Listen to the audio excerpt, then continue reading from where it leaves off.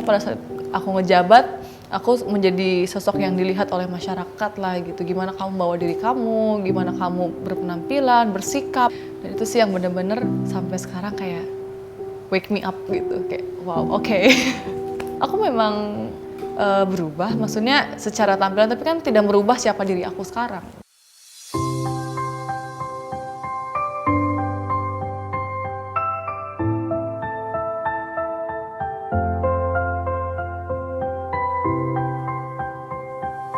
Saya seorang model dari Majalengka, and it's me, Aura Karishma.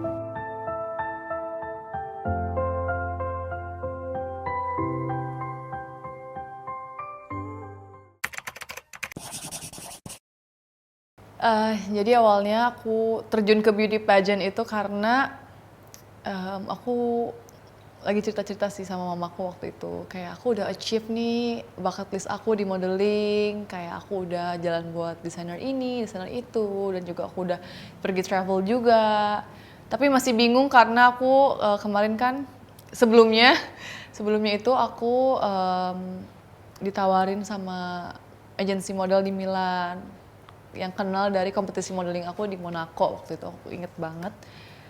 Dan akhirnya mamaku kayak, ya terus kamu mau gimana gitu. Jadi aku juga merasa kayak mungkin beauty pageant ya Mam, karena dari situ aku bisa punya platform untuk menyampaikan pesan aku yang mungkin ya bermanfaat lah untuk orang-orang di luar sana yang mengalami pengalaman yang serupa gitu. Jadi aku ngerasa kayak, oh kamu tuh gak sendiri gitu, aku juga pernah melewati itu. Pas banget Kak Ivan buka audisi untuk Miss Grand Indonesia 2020. Aku disitu join dan alhamdulillah aku bisa menjadi Miss Grand Indonesia 2020. Dan akhirnya aku seneng banget sih bisa menyampaikan apa yang ingin aku sampaikan sama orang-orang, dan itu sih yang akhirnya bikin aku mantep untuk terjun ke beauty pageant gitu. Wah itu banyak banget. Kalau fisik sih ya standar ya, kayak olahraga, terus juga beberapa bulan sebelum kompetisi internasional aku makan sehat, karena jujurnya aku suka banget ngemil. Aku suka banget manis, tapi ya karena komitmen untuk aku ya bawa nama Indonesia, terus bawa nama yayasan juga gitu, bawa nama diri aku sendiri, aku mau yang terbaik lah gitu. Tapi kalau untuk mental, itu bener-bener diuji ya, karena bulian dari netizen, terus juga aku bertemu dengan orang-orang yang baru, terus melihat kompetitor-kompetitor lain yang juga sama siapnya, itu bener-bener yang ngelatih mental aku untuk jadi lebih kuat lagi sih, bahkan dari sebelumnya gitu. Dan untuk diri aku sendiri juga kayak soft skillnya, public speaking, terus juga gimana cara aku berkomunikasi sehari-hari, karena kan aku lebih cuek dulu kan. Itu tuh bener-bener kayak kuliah, jadi Senin sampai Sabtu itu aku full class. Dari catwalknya, karena kan catwalk model dan beauty pageant beda kan, jadi juga aku harus belajar dari nol lagi gitu. Itu bener-bener sih hari yang melelahkan tapi menyenangkan juga. Ivan Gunawan itu sosok yang detail, disiplin, and we can say dia itu perfectionist. Jadi head to toe memang harus sesempurna mungkin. Kalau kamu bisa sempurna, kenapa enggak gitu ya. Walaupun nggak ada manusia yang sempurna, tapi setidaknya kamu menjadi sosok yang terbaik dari diri kamu gitu. Dan aku juga di situ belajar untuk find out the best version of myself gitu. Pernah ada cerita waktu itu, aku kan termasuk orang yang cuek ya, dan aku juga sehari-hari kayaknya kalau bisa pakai sneakers kenapa pakai heels gitu. Tapi dia tuh selalu bilang, "Nak, kamu itu bintang. Aku tuh harus tahu bintang itu pakai baju apa, sepatunya apa, rambutnya kayak gimana, makeupnya kayak gimana." Terus aku tuh awalnya dulu suka berdebat, ya ampun Kak, cuman ke mall doang gitu kan, mau jalan-jalan. Terus dia bilang, oke gitu. Tapi suatu saat aku ketemu orang di mall dan aku lusuh tuh kayak dia posting dan Kak Ivan lihat tuh kayak, nah kan berasa sekarang gitu. Jadi aku kayak malu sendiri, oh iya ya ternyata memang harus always ready gitu. Karena pada saat aku ngejabat, aku menjadi sosok yang dilihat oleh masyarakat lah gitu. Gimana kamu bawa diri kamu, gimana kamu berpenampilan, bersikap, itu tuh bener-bener yang ngajarin aku lah untuk bisa menjadi, bukan public figure ya, itu terlalu berat ya. Tapi ya ya oke lah, public figure yang baik lah gitu. Kata-kata yang paling aku inget dari Kak Ivan itu push your limit katanya. Dia tuh selalu bilang kayak gitu karena dia tuh tahu aku minderan kan dulu. Dan kamu tuh harus confident. Ingat, badanmu mahal, mukamu mahal katanya. Nggak semua orang punya privilege yang sama kamu. Dan di situ aku kayak aku tanamin, oh iya. Tapi jangan lupa juga katanya untuk tetap rendah hati, untuk grounded karena kita itu nggak bisa hidup tanpa bantuan orang lain gitu. Jadi itu tuh bener-bener yang di pikiran aku sekarang. Mau setinggi apapun kamu, mau sebanyak apapun harta kamu, kalau kamu tuh gak akan bisa hidup sendiri. Dan itu sih yang bener-bener sampai sekarang kayak wake me up gitu, kayak wow, oke. Wah, banyak banget skill yang berubah dari aku, banyak banget juga kemajuan dari proses yang aku jalani. Aku lebih percaya diri, aku juga lebih berani ngomong. Aku bisa lebih senyum karena bener-bener yang aku sudah menemukan apa yang selama ini aku cari gitu. Aku juga sudah menerima kekurangan aku. Dan yang aku rubah juga aku terima itu karena aku memang lakukan itu. Jadi udah sekarang tuh lebih nggak takut salah sih. Karena setiap orang pasti punya kesalahan lah gitu. Asalkan jangan 2 kali aja salahnya ya. Dari awal aku mengikuti audisi memang Kak Ivan sudah info ke semua peserta, ke semua finalis tuh bahwa nanti yang menang akan diperbaiki bagian tubuhnya yang memang harus diperbaiki gitu. Dan aku juga udah paham, oke, bagian ini yang harus aku rubah gitu. Dan aku juga nggak serta-merta ikutan setuju gitu aja kan. Pasti juga aku ngobrol dulu sama orang tua kayak gimana. Terus juga orang tua aku ya, kamu nyaman gak dengan itu? Kamu akan bahagia gak katanya? Kamu akan senang gak dengan perubahan itu? Selama itu tidak merugikan kamu, ya mama papa akan setuju gitu. Ya aku sudah dapat izin dari orang tua, ya oke, akhirnya aku berkomitmen. Oke, aku mau dan aku pasti bisa ngelewatin ini gitu. Dan ternyata, cantik juga ya gitu. PD-nya udah gila ya sekarang, bedalah jauh sama dulu gitu. Dan ya aku nerima kok, aku memang berubah, maksudnya secara tampilan, tapi kan tidak merubah siapa diri aku sekarang gitu. Dan setiap ada orang yang bully aku, dasar operasian gitu, terus aku selalu jawab, emang iya, kenapa harus malu gitu. Stigma masyarakat mungkin aku bisa bilang kalau cantik itu nggak perlu lihat dari warna kulit. Kamu bisa menjadi cantik dengan apa yang kamu mau, dan kamu bisa cantik tanpa mendengarkan lingkungan kamu yang bersifat toksik untuk diri kamu. Ketika kamu gak nyaman, then let it go gitu. Itu benar-benar aku belajar dari situ, kayak bring out the best version of yourself and do whatever you want as long as it's not harming yourself and others. Awalnya karena di tahun aku, Miss Grand International itu mengusung tema Stop the War and Violence. Dan aku berpikiran bahwa war itu bukan hanya senjata, bukan hanya peperangan, tapi juga bisa dari diri kita sendiri. Kita berperang dengan diri kita sendiri untuk menerima apa yang ada. Dan aku juga ingin konekin dengan pengalaman hidup aku, yang akhirnya aku bertemu dengan Peace Start Within Us itu. Dan aku tuh merasa kayak aku aja bisa nih untuk berdamai dengan apa yang aku lalui. Dan kenapa kalian enggak gitu. Dan aku juga ingin banget untuk sharing pesan-pesan itu untuk masyarakat luas, ditambah lagi aku punya platform kan gitu. Berdamai dengan diri sendiri menurut aku adalah kamu menerima apa yang kamu punya dan kamu terus berusaha untuk mendapatkan apa yang kamu mau tanpa menyakiti diri kamu sendiri. Kamu juga meminimalisir kekurangan kamu dan juga terus improve kelebihan kamu. Itu sih yang menurut aku akhirnya bisa bring out the best version of yourself tuh di situ. Self love buat aku itu bisa dibilang fondasi kehidupan ya. Karena dengan self love kita bisa menjadi menjadi sosok yang baik, dari yang terbaik untuk diri kita sendiri.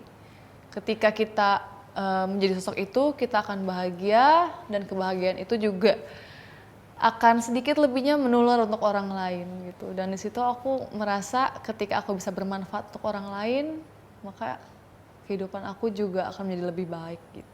Aku merasa bersyukur sekali akhirnya bisa melewati masa-masa bully, terus masa-masa titik rendah aku kayak gimana, terus berproses hingga sekarang duduk di sini tuh benar-benar sebuah rasa syukur yang nggak pernah aku bayangin sebelumnya. Mungkin kalau aku tidak melewati momen-momen itu, aku tidak akan menjadi sosok yang sekarang. Dengan terus belajar, aku tuh nge-boost confidence aku dengan terus belajar, karena dari situ aku akan lebih aware lagi dengan kekurangan aku. Dari situ juga aku lebih bisa belajar lagi dengan apa yang aku mau, dengan tujuan hidup aku gitu. Dan ya aku selalu bilang dari awal juga bahwa kehidupan itu adalah sebuah proses tanpa henti. Dan disitulah aku merasa untuk stay grounded, tapi juga bersyukur dengan apa yang aku punya. Dan aku juga lebih ngerasa, ternyata accepting life itu membawa kebahagiaan ya. Cara aku overcome insecurities adalah ya pasti dengan belajar. Terus juga aku menyadari, ternyata kekurangan aku itu merupakan sebuah kelebihan yang orang-orang juga inginkan gitu. Ternyata apa yang diinginkan oleh aku dari orang lain itu bukan berarti itu akan menjadi baik untuk kehidupan aku gitu. Aku lebih bersyukur sih dan berhenti bersaing dengan orang lain. Dan maksudku kayak kehidupan apabila selalu didampingi dengan ego itu akan melelahkan. Dan aku ngerasa itu nggak baik untuk diri aku gitu. Jadi overcome insecurities itu sama dengan kamu belajar untuk mendapatkan kedamaian diri kamu. Dan kamu juga harus bisa merefleksikan diri kamu untuk, aku seperti ini, nggak apa-apa, tapi aku akan terus belajar dan belajar untuk menjadi lebih baik lagi. Menurut aku, apa yang kamu lihat di social media, apalagi zaman sekarang, everything goes with social media. Jangan terlalu berpatokan dari situ, karena pasti apa yang kita posting itu adalah hal-hal yang kita pilih untuk tunjukkan kepada dunia. Dan bukan berarti apa yang baik untuk orang lain akan menjadi baik untuk kamu, dan apa yang jelek untuk kamu bukan berarti jelek untuk orang lain gitu. Jadi stop comparing yourself dan mulai fokus yuk untuk berbenah dengan menyadari apa kekurangan kamu sehingga kamu bisa improve dan sedikit-sedikit untuk menyisihkan nih, untuk meminimalisir rasa kurangnya kamu ini tuh kayak gimana gitu. Dan aku percaya bahwa setiap manusia pasti punya proses, yang penting ikhlas ngejalaninnya dan terus kuat. This shall to pass deh. Wah iya itu castingnya sih nggak dadakan. Kayak mungkin 3 hari sebelumnya aku dikabarin untuk casting. Tapi hasilnya itu cepet banget. Jadi aku casting sore, terus di confirm malamnya. Dan minggu depannya aku udah reading. Jadi itu bener-bener yang tak gitu. Jadi aku bener-bener yang aku dapet ya gitu. Karena sebelum dapet Bestie ini aku tuh sering casting, tapi nggak pernah dapet. Dan aku ngerasa kayak ini tuh mimpi nggak ya gitu. Sampai reading pun aku kayak aduh, ntar aku diganti nggak ya gitu. Jadi kayak masih ada perasaan-perasaan yang nggak nyangka gitu sih. Itu bener-bener yang momen bersejarah. Dan ditambah aku ketemu dengan kru-kru yang asik, terus juga cast-castnya bener-bener yang welcome gitu untuk aku yang baru banget ini.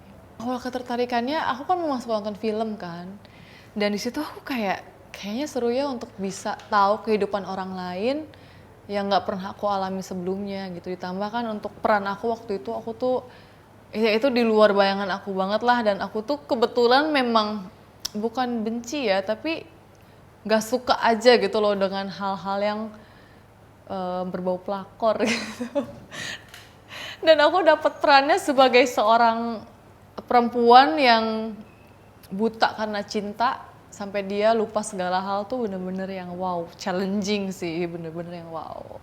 Jadi sebelum syuting memang kita reading, dan aku juga pas baca full scriptnya aku ngerasa kayak wow, oke, aku harus tahu nih gimana nih perasaan seorang cewek yang memang terjebak dengan kisah cinta seperti itu gitu. Ditambah juga aku nanya-nanya karena kan lingkungan aku juga ya tidak menutup mata lah ada kejadian seperti itu gitu. Kayak posisinya gimana sih peran ini tuh dengan kehidupannya gitu. Aku research, terus juga aku tanya-tanya, dan aku juga discuss banyak banget sama sutradaranya.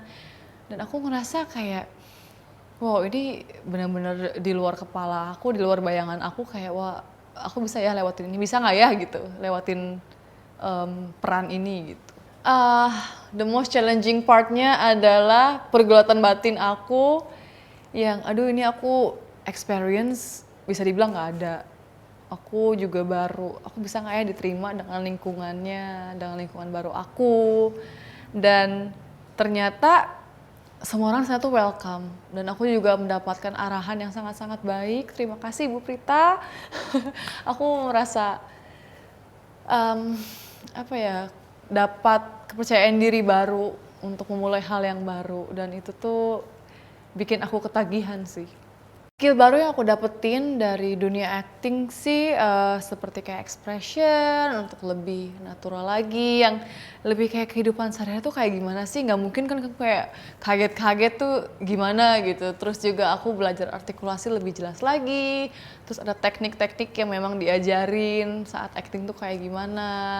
Terus juga memorize-nya aku juga sekarang mungkin bisa dibilang lebih kuat lagi, karena kan juga ada dialog-dialog yang memang harus aku hafal gitu kan. Tapi juga aku belajar untuk lebih natural lagi, dan itu tuh bener-bener berjalan seiring waktu sih. Dan similarity dari acting dan modeling mungkin apa ya, bisa dibilang blocking tuh ada kesamaan juga. Terus juga kalau di modeling kan memang sesuai baju gimana nih karakternya gitu, kita harus cepat segala macam. Dan di situ aku menerapkan di dunia acting tuh kayak oh kita belajar cepat juga gimana nih untuk mendalami karakternya segala macam gitu. Jadi aku ya bener-bener kayak merasa wow tertantang lah. The most fun partnya aku bisa punya keluarga baru, aku ketemu dengan orang-orang baru yang menyenangkan. Jadi aku itu 46 hari syuting isinya cuma ketawa, nggak ada yang kita marah-marah apa gimana, kita bener-bener fun. Dan itu syuting sehat kan, jam 9 udah beres pulang gitu, jadi happy banget lah. Aku enjoy sekali, sangat-sangat enjoy dengan dunia acting, dan aku inginlah lebih serius untuk itu. Makanya aku akan ikut teater insya Allah, semoga diberikan waktunya, karena aku ingin seenggaknya juga punya pegangan lah dan menambah ilmu baru biar lebih mudah aja nanti gitu. Ketika kita punya ilmunya, kita juga menerapkannya akan lebih mudah gitu kan. Impian apa yang ingin aku capai? Aku ingin buka perpustakaan sih. Karena kan aku suka baca buku, dan ya kita harus menerima bahwa tingkat literasi di Indonesia kan cukup rendah, dan aku pengen sih kayak raise the awareness gitu. Yuk baca buku tuh penting loh, kalian juga bisa nemuin asiknya di situ gitu. Dan kalau misalnya ada fasilitas, mungkin orang-orang akan lebih tertarik juga kan gitu. Jadi aku pengen banget sih ya kecil-kecilan tapi bermanfaat gitu perpustakaannya. Yang bisa dibanggain dari diri aku bahwa aku menyadari bahwa dari manapun kamu berasal, kamu bisa mencapai mimpi itu asalkan kamu mau berusaha, kamu juga tidak gengsi, dan bisa menekan ego kamu untuk berproses gitu. Dari situ juga aku sangat bangga karena kita sudah sama-sama berjalan bersama dan kuat dalam menghadapi berbagai cobaan ya.